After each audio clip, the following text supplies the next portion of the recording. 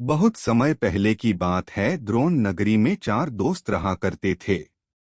उन चारों में से 3 ब्राह्मण कई तरह की विद्याओं में निपुण थे, जबकि चौथे के पास किसी तरह की विद्या नहीं, लेकिन वह बहुत बुद्धिमान था।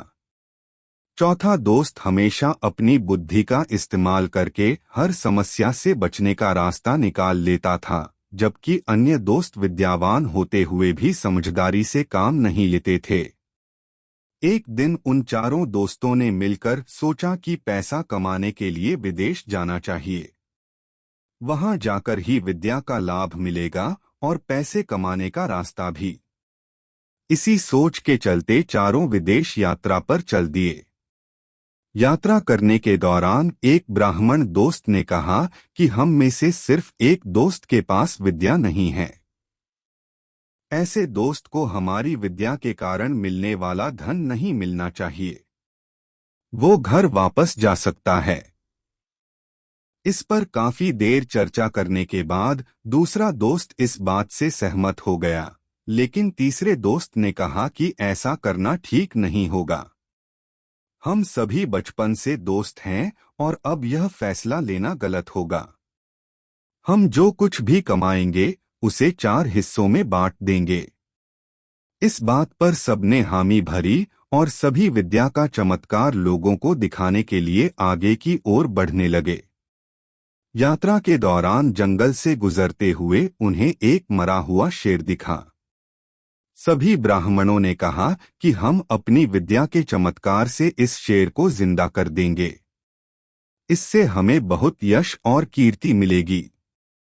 तीनों ब्राह्मण दोस्त उसे जिंदा करने में लग गए, लेकिन चौथे बुद्धिमान दोस्त ने उन्हें ऐसा करने से मना किया। उसने कहा कि अगर तुम लोग इसे जिंदा कर दोगे तो वह जिंदा होते ही हम सबको खा जाएगा। चौथे दोस्त के बहुत कहने के बावजूद तीनों दोस्त नहीं माने। उनमें से एक ब्राह्मण शेर की अस्थियों को समेटने लगा, तो दूसरा उसके अंक को और चौथा उसके शरीर में प्राण डालने की कोशिश करता रहा।